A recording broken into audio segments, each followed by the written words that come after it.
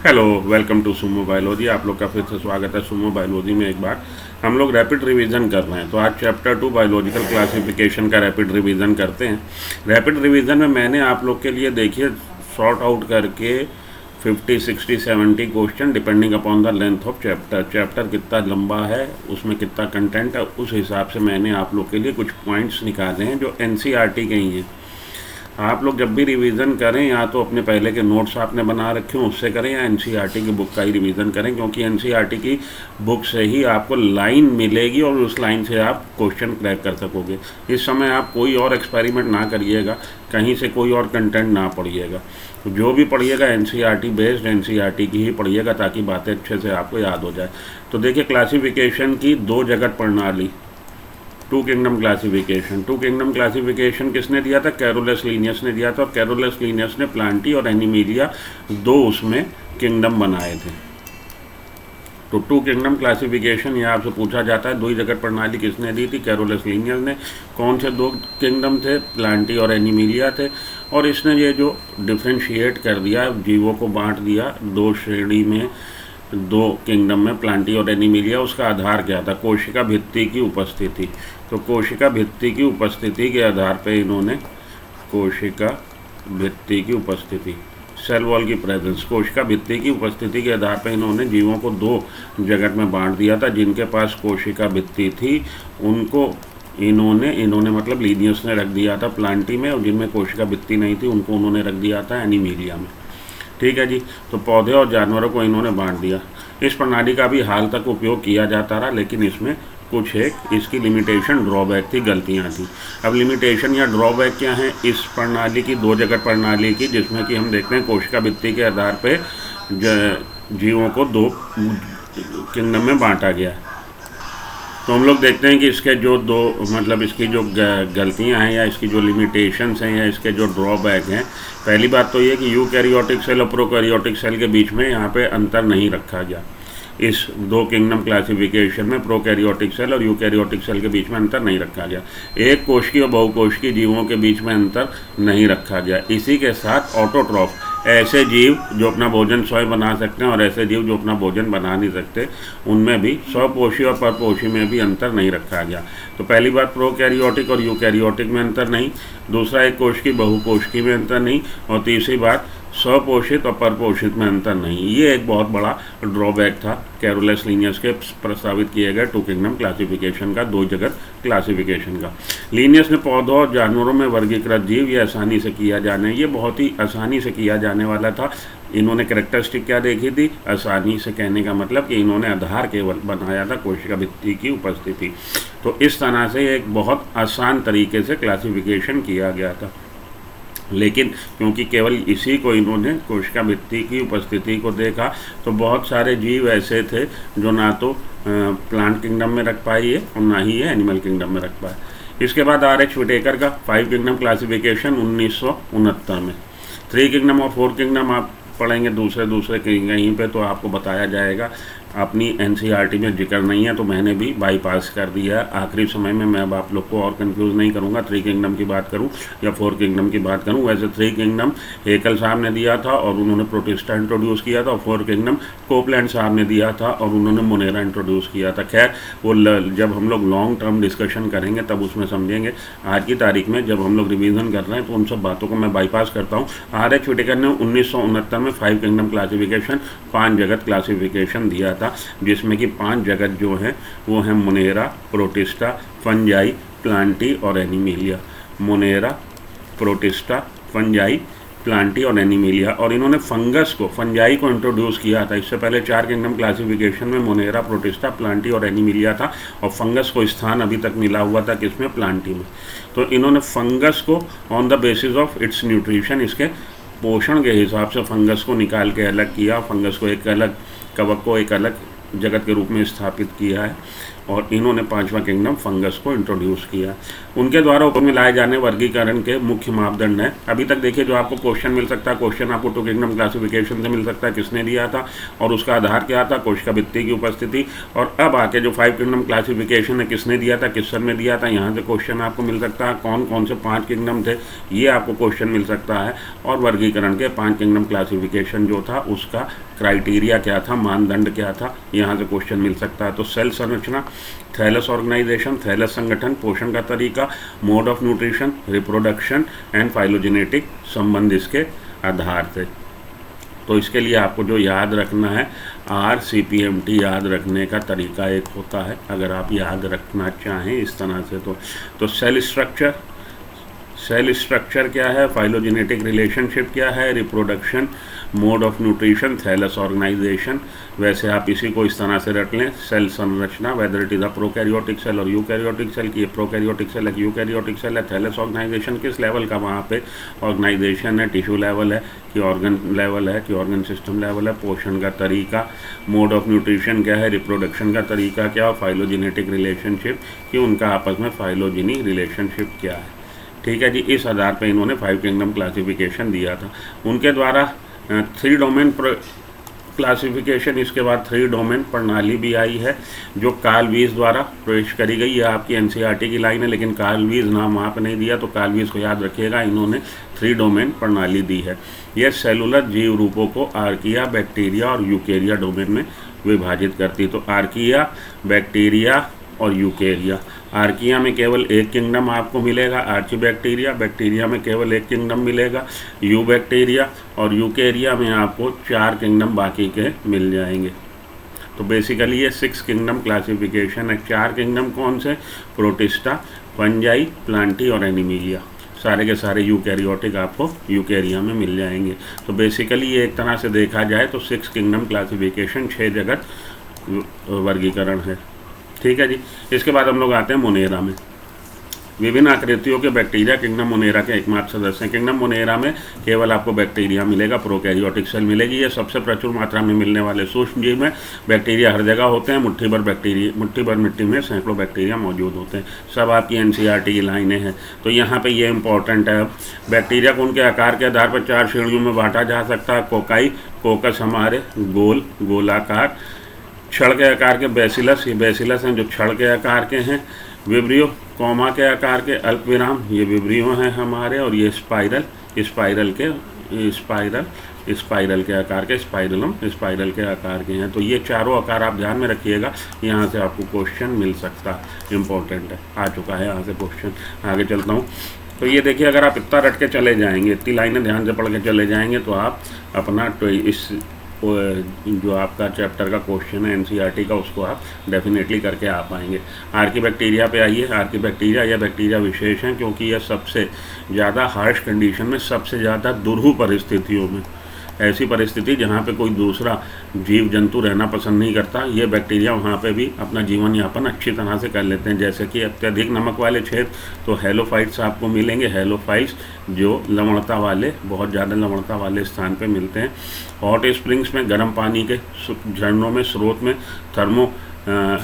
Thermo आर्किडोफाइल्स और दलदली क्षेत्रों में मिथेनोजेंस। थर्मो एसिडोफिल्स आपको मिलेंगे हॉट स्प्रिंग में, थर्मो एसिडोफिल्स। हेलोफाइल्स आपको मिलेंगे अधिक लवणता में, और दलदली क्षेत्र में मिथेनोजेंस में आपको मिलेंगे। यह सब यू बैक्टीरिया अलग अलग हजारों बैक्टीरिया हैं। एक कठोर कोशिका भित्ति की उपस्थिति इसकी विशेषता है। साइनोबैक्टीरिया ये नीले हरे शैवाल के रूप में जाना जाता है। पहले ये नीले हरे शैवाल ब्रूगिनेल्गा के नाम से जाना जाता था, लेकिन बाद में देखा गया कि बेसिकली ये प्रोकैरियोटिक सेल है, तो इसको साइनोबैक्टीरिया के नाम से बैक्टीरिया में स्थान दिया गया। में क्लोरोफिल मोनेरा में स्थान दिया गया। इनमें क्लोरोफिल ये होता है जो हरे पौधों के समान है और प्रकाश संश्लेषक स्वयंपोषी हैं। साइनोबैक्टीरिया एक कोशिकीय हो सकता है या कॉलोनियल फॉर्म में हो सकता है या थ्रेडनुमा हो सकता है, धागेनुमा, समुद्री परिस्थिति में मिल सकता है या स्थलीय शैवाल है ये, या स्थल पे आपको मिल सकता है। उपनिवेश आमतौर पे, और ये अगर कॉलोनी फॉर्म में होगा तो उसके चारों तरफ जिलेटिनस की कवरिंग होगी। कॉलोनी फॉर्म में होगा तो जिलेटिनस की कवरिंग होगी। केमोसिंथेटिक हमारे ऑटोट्रॉफिक बैक्टीरिया जो है विभिन्न कार्बनिक पदार्थों जैसे नाइट्रेट्स, नाइट्राइड और अमोनिया का ऑक्सीकरण करते हैं। बहुत इंपॉर्टेंट है ये, जो हमारे केमोसिंथेटिक कीमो ऑटोट्रॉफ जो हैं, ऑटोट्रॉफ बैक्टीरिया हैं, कीमोसिंथेटिक ऑटोट्रॉफ बैक्टीरिया, वो अकार्बनिक पदार्थों का, इनऑर्गेनिक जो न्यूट्रिएंट्स हैं, इनऑर्गेनिक मिनरल्स का, उनका ये ऑक्सीडेशन करके अपनी एनर्जी निकलवाते हैं, अपनी एनर्जी इकट्ठा करते हैं। तो नाइट्रेट्स, नाइट्राइट और अमोनिया का ऑक्सीकरण करते हैं और अपने एटीपी उत्पादन के लिए ऊर्जा का उपयोग करते हैं। यह नाइट्रोजन, फास्फोरस, आयरन, सल्फर जैसे पोषक तत्वों को रिसाइकलिंग करने में एक महत्वपूर्ण भूमिका निभाते हैं। लाइन बहुत इंपॉर्टेंट है, यहाँ से आपको क्वेश्चन मिल सकता है कि नाइट्रोजन, फास्फोरस, आयरन, सल्फर जैसे पोषक पदार्थों का रिसाइकलिंग करने में किसका मुख्य रोल है? कीमोसिंथेटिक ऑटोट्रॉफिक बैक्टीरिया का। याद रखिएगा, इंपॉर्टेंट लाइन है, यहाँ से क्वेश्चन आपको इस बार के एनसी अपने नीट में मिल सकता है। हैजा, टाइफाइड, टिटनस, सिट्रस कैंकर विभिन्न बैक्टीरिया के कारण होने वाले ज्ञात रोग हैं। तो हैजा किसकी वजह से हो रहा है, टाइफाइड किसकी वजह से हो रहा है, टिटनस किसकी वजह से हो रहा है, सिट्रस कैंकर किसकी वजह से हो रहा है, ये आपको मालूम होना चाहिए। तो ये हमारे जो इसके लिए जो रिस्पॉन्सिबल जो आपके बैक्टीरिया हैं, हैजा आपका होता है विब्रियो कॉलेरी, टाइफाइड होता है साल्मोनेला टाइफाइमोरियम, टिटनस होता है क्लोस्ट्रीडियम टिटनी और सिट्रस कैंकम होता है ज़ैंथोमोनास सिट्री। तो ये आप रट लीजिएगा, इनके पॉजिटिव एजेंट लिख लीजिएगा, आपके एनसीईआरटी में मेंशन नहीं है, लेकिन क्योंकि जिक्र आया है कि ये बैक्टीरियल ओरिजिन की डिजीज है, बैक्टीरिया की वजह से होती, तो आपको उसके पॉजिटिव एजेंट भी मालूम होना चाहिए। बैक्टीरिया मुख्य रूप से बाइनरी फिशन द्वारा अपना प्रजनन करते हैं, ये लाइन भी इम्पॉर्टेंट है। तो मुख्य रूप से विखंडन द्वारा अपना ये प्रजनन करते हैं। कभी कभी प्रतिकूल परिस्थितियों में स्पोर्स का फॉर्मेशन भी करते हैं, बीजाणुओं का उत्पादन करते हैं। यहाँ पे आके आपके बैक्टीरिया का ख़त्म हो गया जिक्र, इतना आप पढ़ लेंगे तो आपके लिए काम चलेगा। माइकोप्लाज्मा जीव है जो पूरी तरह से कोशिका की दीवार इसमें नहीं होती। माइकोप्लाज्मा बैक्टीरिया ही है और ऐसा बैक्टीरिया जिसके चारों तरफ सेल वॉल एब्सेंट है, कोशिका भित्ति की उपस्थिति नहीं होती। यह सबसे छोटी जीवित कोशिका है। बहुत लाइन इंपॉर्टेंट है। ऑक्सीजन के बिना रह सकता है, ये लाइन भी इंपॉर्टेंट है। और कई माइकोप्लाज्मा जानवरों और पौधों में रोगजनक है। माइकोप्लाज्मा पौधों में भी और जानवरों में भी डिजीज कॉजिंग एजेंट है। यह ज़्यादातर घरेलू पशुओं में प्लूरोनिमोनिया, बैंगन की छोटी पत्ती वाली बीमारी, little leaf disease of brinjal cause by mycoplasma और प्लूरोनिमोनिया किसकी वजह से हो रहा? माइकोप्लाज्मा की वजह से हो रहा।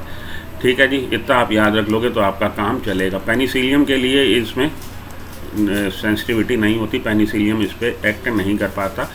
ठीक है, ये बात भी याद में रखिएगा। साइनोबैक्टीरिया पे आइए। ब्लू ग्रीन एल्गा, साइनोबैक्टीरिया या blue green alga gram positive प्रकाश संश्लेषण प्रोकैरियोटिक सेल है। प्रोकैरियोटिक सेल है, फोटो ऑटोट्रॉफ है, ग्राम पॉजिटिव है। ये ऑक्सीजन युक्त प्रकाश संश्लेषण करते हैं और इनके प्रकाश संश्लेषण में ऑक्सीजन निकलती है क्योंकि ये हाइड्रोजन डोनर के तौर पे वाटर का इस्तेमाल करते हैं। जैसे आप देखेंगे कि उच्च पादपों में वाटर हाइड्रोजन डोनर कौन है? हमारा वाटर है। तो वाटर स्प्लिट होता है, ऑक्सीजन निकलती है। इनके प्रकाश संश्लेषण में भी ऑक्सीजन निकलती है। प्रकाश संश्लेषण पिगमेंट के रूप में क्लोरोफिल ए, कैरोटिनॉइड, फाइकोबिलीन है। क्लोरोफिल ए को जरूर याद रखिएगा, पूछा जाता है। उच्च पादपों में मिलने वाला क्लोरोफिल ए इसमें भी आपको मिल रहा है। भोजन को साइनोफिशियन स्टार्च के रूप में, ये लाइन भी इंपॉर्टेंट है। भोजन को ये रिजर्व फूड मटेरियल जो है, संग्रहित भोजन, वो साइनोफिशियन स्टार्च के रूप में। हीट्रोसिस को याद रखिएगा, साइनोबैक्टीरिया का एक बहुत अच्छा कैरेक्टरिस्टिक फीचर है हीट्रोसिस की प्रेजेंस। यह एक बड़े आकार का हल्के रंग का मोटी दीवार वाली कोशिका, दीवार इसकी मोटी होगी, हल्के रंग की होगी, क्योंकि हीट्रोसिस में क्लोरोफिल नहीं होती तो ये अपना भोजन खुद नहीं बना पाती, अपने अगल बगल वालों कोशिका पर निर्भर करती है भोजन के लिए। बड़े आकार का हल्के रंग का मोटी दीवार वाली कोशिका है जो फिलामेंट साइनोबैक्टीरिया में या तो टर्मिनल एकदम एंड पे होगी, इंटरकैलरी बीच में कहीं हो सकती है, या लेटरल पोजीशन पे हो सकती है। ये सारी बातें आपकी एनसीईआरटी की नहीं है, थोड़ी सी बाहर की मैंने लिख दी है। तो खैर याद रखिएगा, बड़े आकार की होती है, हल्के रंग की, मोटी दीवार वाली, ये बातें याद में रखिएगा। ये भले आप भूल जाएं, कोई दिक्कत नहीं। मोटी दीवार ऑक्सीजन के लिए इम्परमिएबल है, अभेद्य है, ऑक्सीजन उससे पार नहीं जा पाती। वो हम लोग पढ़ेंगे जब हम लोग मिनरल न्यूट्रिशन पढ़ेंगे और नाइट्रोजन फिक्सेशन पढ़ेंगे, तब वहाँ पे देखेंगे कि बेसिकली हीट्रोसिस में क्या है, नाइट्रोजनस एंजाइम है जो ऑक्सीजन के लिए सेंसिटिव होता है। तो इसलिए ये कि नाइट्रोजनस एंजाइम काम कर सके। ऑक्सीजन के लिए दीवार मोटी हो गई है और ऑक्सीजन के लिए अभेद हो गई, ताकि नाइट्रोजनस एंजाइम ठीक तरह काम कर सके और ये हीट्रोसिस्ट आपका नाइट्रोजन फिक्सेशन कर सके, लेकिन नाइट्रोजन के लिए पारगम है। तो हीट्रोसिस को याद रखिएगा, हीट्रोसिस किस में मिल रही है ये याद रखिएगा, हीट्रोसिस का काम क्या है और उसके कैरेक्टरिस्टिक फीचर क्या है, ये बातें अभी मैंने आपको बताई। आगे चलिए प्रोटिस्टा पे आइए। सभी एकल यूकैरियोट्स, जितने भी यूनिसेलुलर यूकैरियोट्स हैं प्रोटिस्टा में रखे गए हैं, लेकिन इस जगत की सीमाएं जो हैं अच्छी तरह से परिभाषित नहीं है। ये लाइन आपसे पूछी जाती है कि कौन सा जगत ऐसा है जिसकी सीमाएं अच्छी तरह से परिभाषित नहीं है, तो प्रोटिस्टा वो जगत है जिसकी सीमाएं अच्छी तरह से परिभाषित नहीं है। प्रोटिस्टा के तहत हमको पढ़ना chrysophytes, dinoflagellates, euglenoids, slime moulds और प्रोटोजोन। सबसे पहले क्राइसोफाइट्स पे आ जाइए। ये 3-4 बातें आप याद रख लेंगे, आपका काम चलेगा। क्राइसोफाइट्स में डायटम्स और डेस्मिड होते हैं। इनकी कोशिका भित्ति में सिलिका जमा होता है। सिलिका आसानी से क्षय नहीं होता, इसलिए जब ये जीव खत्म होते हैं तो इनकी ये जो सेल वॉल है, कह लीजिए सेल वॉल, वो जाके जब ये जीव खत्म हुए समुद्र की तलहटी पे इकट्ठा हुए, इनका डिसइंटीग्रेशन हुआ, लेकिन कोशिका भित्ति का डिसइंटीग्रेशन नहीं हो पाता क्योंकि उसमें सिलिका जमा होता है। इस वजह से पानी के जलाशय के नीचे ये धीरे धीरे इकट्ठा होकर पाइलअप ढेर बनाते चले जाते हैं, जिसको कि हम डायटमेशियस अर्थ बोलते हैं। ये पूछा जाता है डायटमेशियस अर्थ किसकी वजह से बनी, सिलिका की उपस्थिति की वजह से बनी, और सिलिका किस में मिल रहा है, हमारे क्राइसोफाइट्स के सेल वॉल में मिल रहा है। तो ये इम्पॉर्टेंट है डायटमेशियस अर्थ। अब हम लोग आते हैं डायनोफ्लैजिलेट्स। यह जीव समुद्री और प्रकाश संश्लेषक हैं, ज़्यादातर समुद्री परिस्थिति में मिलेंगे और फोटो ऑटोट्रॉफ हैं। ये अपनी कोशिका में मौजूद रंजकों के आधार पर पीले, हरे, नीले, भूरे हो सकते हैं। कोशिका की दीवार में बाहरी स्तर पर बाहरी सतह पर कठोर सेलुलोज प्लेट होती है। तो सेलुलोज प्लेट मिलेगी, उसमें 2 फारो मिलेंगे, खांचे मिलेंगे, जिनमें कि 2 फ्लैजिला होंगे। डायनोफ्लैजिलेट्स में आपने गोनियोलेक्स का नाम ध्यान में रखना, और गोनियोलेक्स की जब वृद्धि हो जाती है तो ये रेड टाइड इफेक्ट क्रिएट करता है। गोनियोलेक्स को याद में रखिएगा डायनोफ्लैजिलेट्स के एग्जाम्पल के तौर पर। ठीक है जी, आगे चलिए। अब मैं आगे चलता हूँ। इसके बाद हम लोग आते हैं यूग्लिनॉइड्स पे। ये यूग्लिना की तरह यूग्लिनॉइड्स फ्लैजिलेटेड हैं, यूनिसेलुलर फ्लैजिलेट्स हैं यूग्लिना की तरह। जैसे यूग्लिना में आपको फ्लैजिला की प्रेजेंस मिलेगी, ऐसे ही यूग्लिनॉइड्स क्या है, यूनिसेलुलर है और फ्लैजिला की प्रेजेंस मिलेगी। उनके पास एक प्रोटीन सम्मत परत है जिसे पेलिकल कहा जाता है, जो उनके शरीर को लचीला बनाती, कोशिका भित्ति नहीं होती।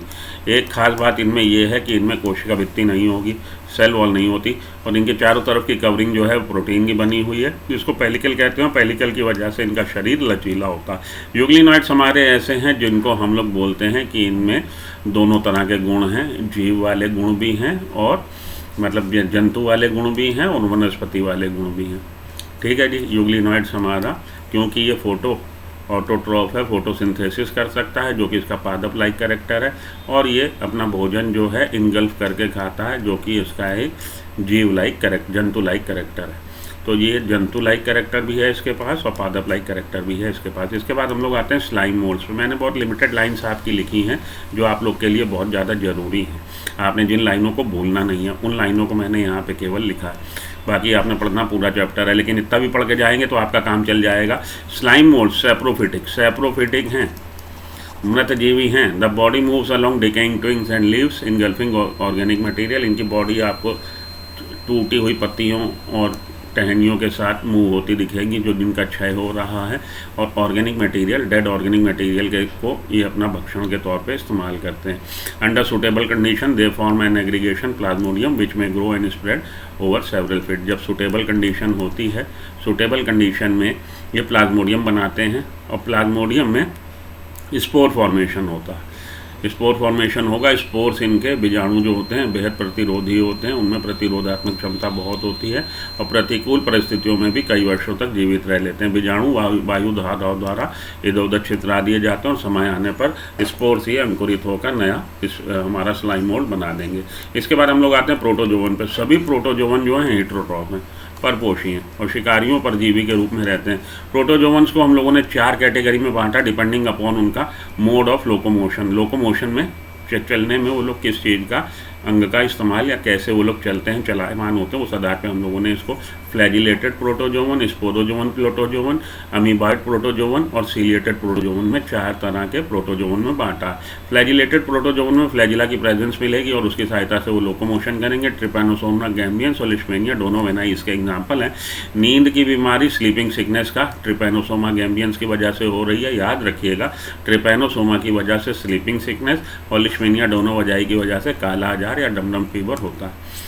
ठीक है जी, इतना याद रख लेंगे, काम आपका चलेगा। आगे चलता हूँ। अमीबॉइड प्रोटोजोन्स में आपने याद रखना है हमारे अमीबा को, और ये सीडोपोडिया का विकास करते हैं जिसकी सहायता से ये चलायमान होते हैं।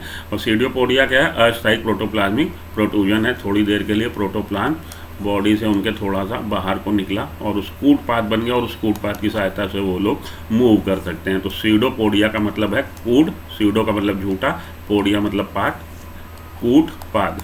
तो कूट पाद की सहायता से ये लोग चलते हैं, जो कि प्रोटोप्लाज्म का बाहर की तरफ को थोड़ा सा निकलना होता है, प्रोट्रूजन होता है।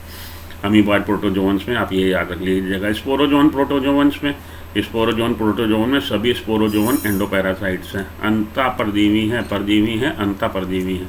लोकोमोटिव अंग उपस्थित है, ना सीलिया है, ना फ्लैजिला है, ना सीडोपोडिया है। जीवन चक्र में 2 अलग अलग लैंगिक और लैंगिक जनन होता है। लैंगिक चक्र मिलेगा और अलैंगिक चक्र मिलेगा। उन्हें 1 या 2 अलग अलग मेज़बानों में ये अपना समय बिताते हैं, या तो एक होस्ट होगा या 2 अलग अलग होस्ट हो सकते हैं, जैसे कि प्लाज्मोडियम हमारा पॉजिटिव एजेंट है किसका?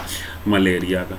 ये बात याद रखिएगा। आगे हम लोग ह्यूमन हेल्थ वाले चैप्टर में मलेरिया की डिटेल में लाइफ हिस्ट्री पढ़ेंगे, लाइफ साइकिल पढ़ेंगे।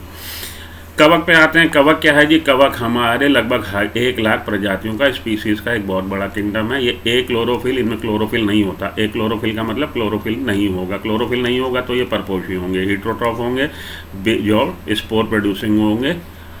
क्लोरोफिल होंगे, हिट्रोट्रॉफ होंगे, क्लोरोफिल नहीं होगा, परपोषी होंगे और स्पोर बीजाणु उत्पन्न करने वाले होंगे। नॉन, यहाँ पे कहिए कि कंडक्टिव टिश्यू नहीं है, वेस्कुलर टिश्यू नहीं है, नॉन वेस्कुलर है। यूकैरियोटिक सेल है, यूकैरियोटिक जीव हैं जो अक्सर अपनी दीवार में काइटिन और इनके सेल वॉल में काइटिन की प्रेजेंस देखने को मिलेगी। और खाद्य आरक्षित के रूप में भोज्य पदार्थों का संग्रह हो रहा है, इसमें ग्लाइकोजन इनके रूप होता है। खमीर को छोड़कर एक कवक का शरीर कई लंबी ट्यूबुलर फिलामेंट साइफे से बना होता है। अगर आपसे पूछा जाए यूनिसेलुलर फंजाई का कोई एग्जाम्पल, तो आपने ईस्ट का, खमीर जिसको हिंदी में बोलते हैं, ईस्ट जिसको कहते हैं, तो ईस्ट कह लीजिए या खमीर कह लीजिए। यूनिसेलुलर, एक सेलुलर, एक कोशिकी हमारा कवक का एग्जाम्पल है। खमीर में छोटी कोशिका, एक ही कोशिका है जो उसके विकास के साथ साथ ग्रोथ में भी ग्रोथ कर रही है और वही लैंगिक प्रजनन में हिस्सा लेती है। एक ही कोशिका है जो दोनों तरह का काम करती है। प्रजनन 3 तरह का, यौन प्रजनन, लैंगिक प्रजनन मिलेगा, अलैंगिक प्रजनन मिलेगा, वनस्पति वेजिटेटिव रिप्रोडक्शन मिलेगा। लैंगिक प्रजनन कृत्रिम समूह में ड्यूटेरोमाइसिटीज में अनुपस्थित होता है। 4 इसके हम लोग पढ़ेंगे समूह, और उसमें हमारा फाइकोमाइसिटीज, बेसिडियोमाइसिटीज, एस्कोमाइसिटीज और ड्यूटेरोमाइसिटीज। ड्यूटेरोमाइसिटीज में आपको सेक्सुअल रिप्रोडक्शन देखने को नहीं मिलेगा। साइटोप्लाज्म, अगर 2 सेल के साइटोप्लाज्म आपस में कोशिका द्रव जुड़ते हैं तो उसको प्लाज्मोगैमी कहते हैं, और जब 2 नाभिक न्यूक्लियस आपस में जुड़ते हैं तो उसको कैरियोगैमी कहते हैं। उच्च कवक में कैरियोगैमी देर से होती है, तो प्लाज्मोगैमी के थोड़े से समय के बाद कैरियोगैमी होगी। प्लाज्मोगैमी और कैरियोगैमी में थोड़ा सा विराम होगा। उच्च कवक में जो हायर हमारे फंजाई हैं, जैसे कि आपके एस्कोमाइसिटीज या बेसिडियोमाइसिटीज, और उसके बाद अर्धसूत्री विभाजन होगा। प्लाज्मोगैमी और कैरियोगैमी के बीच के अंतराल में कोशिका में अक्सर 2 नाभिक देखने को मिलेंगे। 2 नाभिक देखने को मिलेंगे तो N+N कंडीशन देखने को मिलेगी, क्योंकि कोशिका द्रव तो जुड़ गया लेकिन अभी नाभिक का संलयन नहीं हुआ था। तो इस वजह से एक कोशिका में आपको 2 नाभिक देखने को मिलेंगे, जिसको हम लोग डाइकैरियोफेस बोलते हैं। अवस्था डाइकैरियोन या डाइकैरियोफेस, ऐसी कोशिका को डाइकैरियोटिक, डाई का मतलब 2, कैरियोटिक का मतलब 2 न्यूक्लियस, और ऐसी अवस्था को हम लोग डाइकैरियोफेस बोलते हैं। फाइकोमाइसिटीज पे आइए। अब इसकी 4 जो आपको पढ़नी है फैमिलीज, तो फाइकोमाइसिटीज पे आइए। फाइकोमाइसिटीज के सदस्य जलीय अवस्था में मिलते हैं, आपको जलीय निवास में मिलते हैं, और स्थल में भी ऐसी जगह पे मिलेंगे जहाँ पे नमी हो, लकड़ी पर या नम स्थानों पर, और पौधों पर परजीवियों के रूप में पाए जाते हैं। लोकप्रिय रूप से इनको निचली कवक, इनको लोअर फंजाई कहा जाता है। लोअर फंजाई, फाइकोमाइसिटीज़ को लोअर फंजाई कहा जाता है, या इनको एल्गल फंगस भी कहा जाता है। आपको देखिए एल्गल फंगस, क्योंकि एल्गा आपको ज़्यादातर एक्वेटिक कंडीशन में मिलेगा और ये फंगस भी आपको एक्वेटिक कंडीशन में जलीय परिस्थिति में मिलता है और इसके कई सारे गुण एल्गल से मिलते हैं, इसलिए इसको एल्गल फंगस कहते हैं। युग्मकों के संलयन से गैमीट के फ्यूजन से एक जाइगोस्पोर बनता है। ये आपसे पूछा जाता है जाइगोस्पोर कहाँ किस में मिल रहा है, तो मोस्ट ऑफ द एल्गा ये हमारे फाइकोमाइसिटीज़ के मेंबर में आपको जाइगोस्पोर का फॉर्मेशन देखने को मिलता है। बात ध्यान में रखिएगा, जाइगोस्पोर आपको किस में मिल रहा है, फाइकोमाइसिटीज़ में। ठीक है, इस प्रकार युग्मज जाइगोस्पोर जो है डिप्लॉयड होता है, द्विगुणित होता है। उसमें 2n स्टेज होगी। 2n स्टेज का मतलब n का मतलब कंटेनिंग 1 जीनोम, एक जीनोम तो हैप्लॉयड और n 2 तो डिप्लॉयड। तो ये द्विगुणित है, अगुणित नहीं है। कुछ सामान्य उदाहरण आपके म्यूकर राइजोपस और एल्ब्यूगो हैं। ठीक है जी। उसके बाद आइए आप एस्कोमाइसिटीज़ पे, ख़त्म होने वाला बस 5 मिनट में आपका ये चैप्टर, इसके बाद ख़त्म हो जाएगा। एस्कोमाइसिटीज़ में आइए, अधिकांश एस्कोमाइसिटीज़ में अलैंगिक प्रजनन की समान विधि कोनिडिया द्वारा।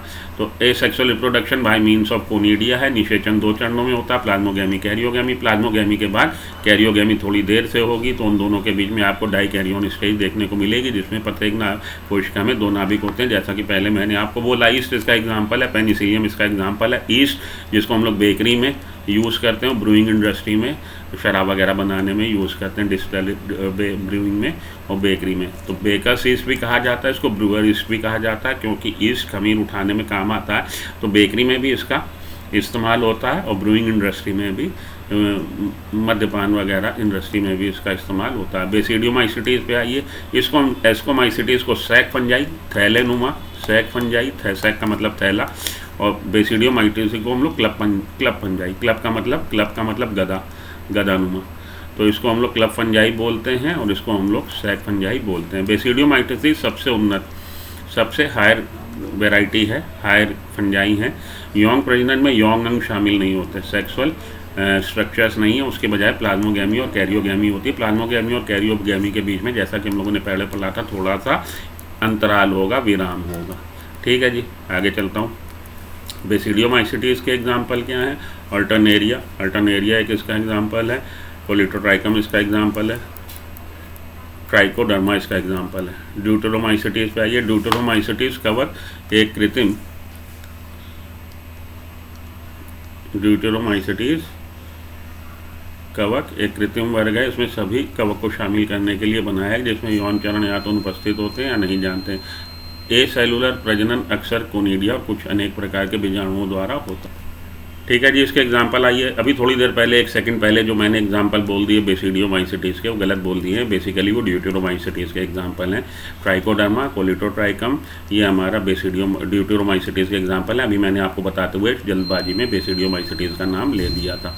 ठीक है जी। तो बेसिडियोमाइसिटीज़ में आपको ये नहीं मिलेंगे। ट्राइकोडर्मा हमारा ड्यूटेरोमाइसिटीज़ का एग्जाम्पल है, कोलिटोट्राइकम हमारा ड्यूटेरोमाइसिटीज़ का एग्जाम्पल है, ऑल्टरनेरिया हमारा ड्यूटेरोमाइसिटीज़ का एग्जाम्पल है। तो बेसिडियोमाइसिटीज़ के एग्जाम्पल क्या? बेसिडियोमाइसिटीज़ के एग्जाम्पल हमारे अगारिका, सस्टिलिजो, पुचिनिया हमारे बेसिडियोमाइसिटीज़ के एग्जाम्पल हैं। चलिए, करेक्शन हो गया, याद दे लीजिएगा, वहाँ पे बाई मिस्टेक मैंने आपको अभी जल्दबाजी में गलत बोल दिया, स्पीड बढ़ाने के चक्कर में।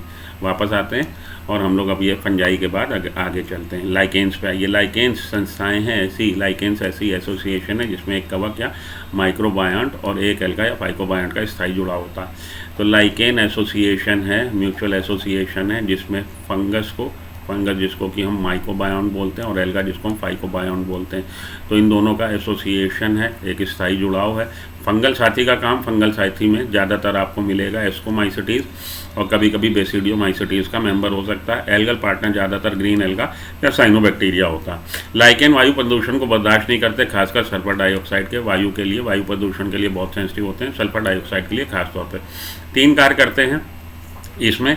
कवक का कार्य अलग है, शैवाल का कार्य अलग है। जो कवक पार्टनर है उसका काम है शरीर की संरचना बनाने में और उसको एंकर करने में, उसको स्थायित्व देने में, ज़मीन के साथ अटैच करने में और पानी और खनिज पदार्थों का अवशोषण करने में। शैवाल का मुख्य काम प्रकाश संश्लेषण है, भोजन बनाने की प्रक्रिया इसी के जिम्मे है। ये दोनों के लिए भोजन बनाता है, अपने लिए भी और कवक के लिए भी। ये कुछ पौधे की जड़ के साथ कवक के पारस्परिक लाभकारी या सहजीवी संघ को माइकोरिजा के रूप में जाना जाता है। तो माइकोरिजा क्या? फंगल एसोसिएशन है with the roots of higher plant. Higher plants की रूट्स के साथ फंगल एसोसिएशन को हम लोग माइकोरिजा के नाम से जानते हैं। वायरस पे आइए।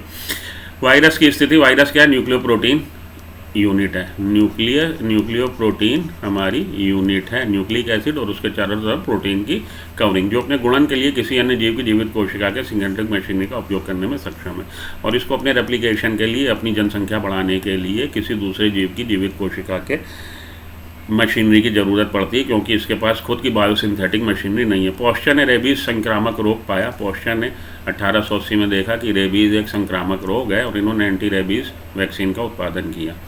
उन्होंने अपनी वैज्ञानिक खोज से पहले वायरस शब्द को भी गढ़ा, और वायरस शब्द इन्होंने वायरस की खोज से पहले ही बोल दिया था।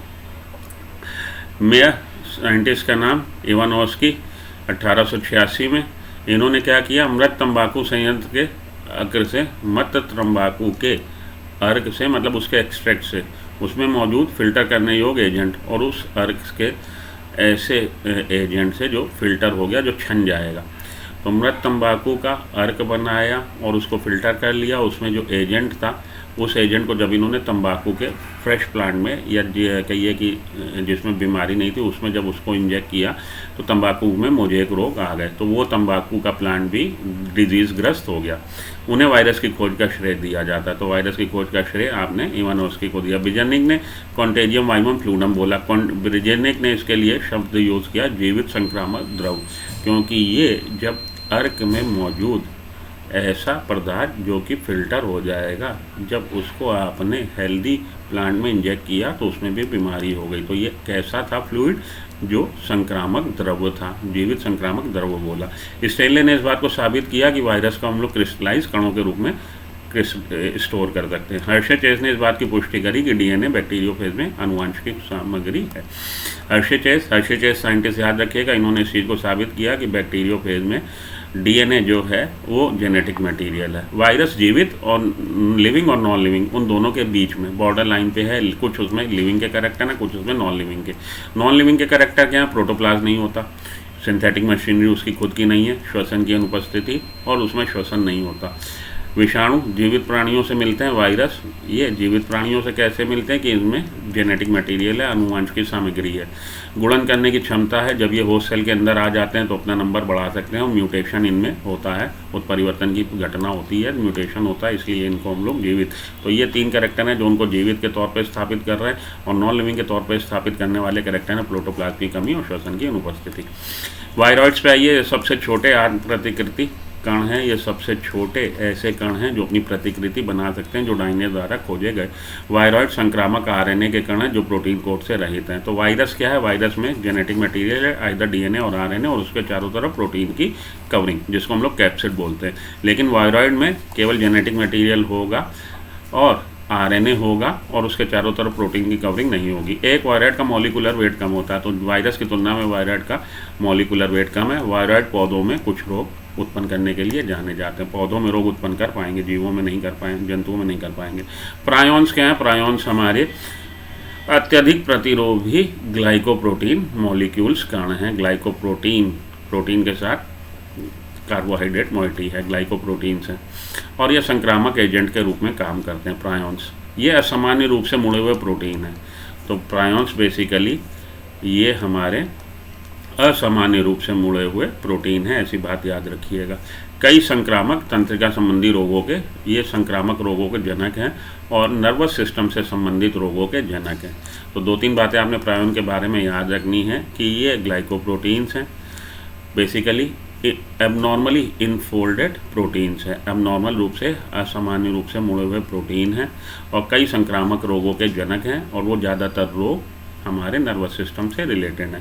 प्रायोन्स तंत्रिका तन में जमा होते हैं और उसके डिसइंटीग्रेशन, डिटोरिएशन का कारण बनते हैं, उसके क्षय का कारण बनते हैं। तंत्रिका तन में जमा हो जाएंगे, क्षय कर देंगे, उसके कारण आम बीमारियां हैं मैड काउ डिजीज़, पागल गाय की डिजीज़, मैड काउ डिजीज़, या spongiform encephalopathy, bovine spongiform encephalopathy, bovine spongiform encephalopathy, गोजाती स्पंजीफॉर्म एन्सेफेलोपैथी, और ह्यूमंस में Creutzfeldt Jakob disease, CJD, Creutzfeldt Jakob disease humans में और कुरू डिजीज़, इनको आपने याद में रखना है। तो इतना अगर आप ये इस क्वेश्चन इस हमारे चैप्टर से अगर आप इतने पॉइंट याद रख लेंगे तो जितने भी क्वेश्चन आएंगे आप उनको आसानी से करके आप आएंगे। ये एक फास्ट रिवीजन था आपका चैप्टर नंबर 2 का। अब आप इससे रिलेटेड चैप्टर नंबर 2 से इसको पढ़ने के बाद क्वेश्चन लगा लीजिए और देखिए आपके क्वेश्चन सब होते हैं कि नहीं होते। तो अगले लेक्चर में आपसे मिलता हूँ चैप्टर नंबर 3 के साथ। Good luck, goodbye, have a nice day, thank you.